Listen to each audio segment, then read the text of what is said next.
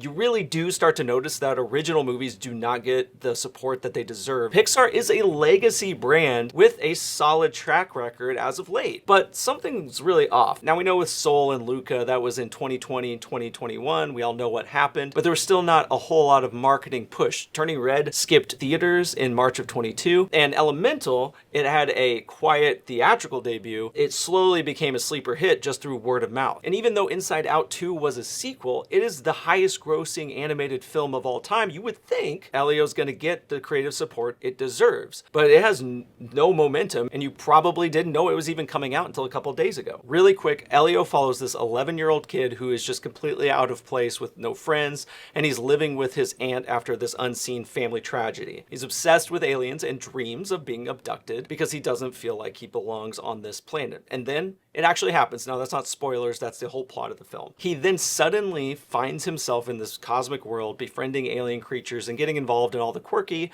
heartfelt adventures that you expect from Pixar movies. Underneath all the cosmic weirdness, Elio is really something much more grounded. We all have that quiet struggle of feeling out of place, the weight of all the unspoken grief that we can't describe as kids and sometimes even as adults, and then the challenge of learning to articulate those emotions that just feel too big to name. The director Adrian Molina, who previously did Coco, based this whole concept on his childhood. He grew up as a creative kid on a military base, and the background really comes through in Elio's sense of isolation and imagination. The pacing in Elio leads way on the quick side, getting us into the main story very fast and keeping that momentum throughout. That gives the film this lively, adventurous energy, but it also means we spend way less time in places that felt genuinely interesting, especially Elio's life before space and some of those emotional beats that set it all up. The relationships between him and the aliens, it left me just wanting a lot more because what here really works. Elio is a compelling lead. The alien designs are super quirky and fun,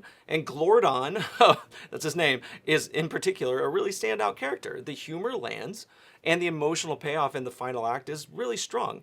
Even if the film moves fast, the core messages all resonate, but it just opens the door for deeper moments that could have made a much stronger story. There's a lot of stuff you can look up with production issues or how long it took to actually get out. This isn't a case of this film falling short. It's actually pretty good. With the originality, with it being heartfelt, it is worth watching. For all of you in a market that is just flooded with sequels and reboots, stories like this are rare. So I would just say if you want studios to keep taking creative risks like this is a good movie that you should support.